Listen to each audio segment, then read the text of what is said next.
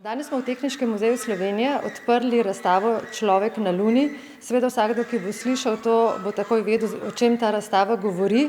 Gre seveda o velikem dogodku, ki se je zgodil pred 50 leti, sicer 20. julija 1969, ko je prvi Zemljan stopil na Luno.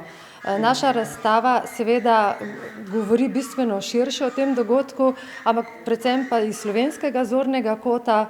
Čeprav razstavo začenjamo s poglavjem vizije in sanje, tako kot vsak velik dogodek v zgodovini človeštva, se ponavadi začne z nekimi sanjami, ki vodijo potem v realnost, in tukaj smo izpostavili seveda našega rojaka Hermana Potočnika Nordunga, ki je svojo knjigo Problem vožnje po vesolju seveda bistveno vplival na kasnejši razvoj raketnih plovil in razvoja pravzaprav vesoljske tehnologije, seveda preko von Brauna, ki je potem sodeloval direktno v projektu Apollo.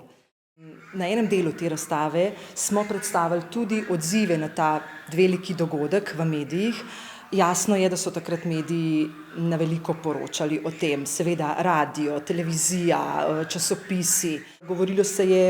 Pisalo se je o jedilniku, kaj jejo astronavti na poti na Luno. Potem se je pisalo tudi o tem, ali je možen morda prenos bakterij z Lune, kako in kaj, zato potem tudi ta opis cele postopka karantene, ne.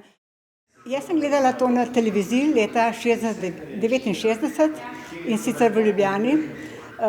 Tistega leta sem jaz končala gimnazijo in sem se že vpisala na fizikalnem oddelku. Tisti hip, ko je človek pristal na Luni, je bil zelo poseben trenutek, ker nenadoma smo hoteli vedeti, a je človek res uspel ob tem podvigu, ker to je pa velika nevarnost, veliko stvari bi moglo iti narobe. In ameriški komentator je rekel, zdaj pa malo počakajte, zdaj pa ne vemo, kaj se dogaja. Slovenski komentator je to prevedel, ne vedo, kaj se dogaja. Potem pa nenadoma skoči ameriški komentator noter v angleščini in reče, ja, imamo živega človeka na Luni. Vsaj nekaj zelo podobnega je bilo, kaj se ne spomnim natančno besed. In zame je bilo to nekaj izrednega, ker Ameriki je uspel takrat povedati vsej zemlji, da je to bil uspeh človeštva in ne samo ameriškega naroda ali pa tistih znanstvenikov ali pa tistih astronavtov.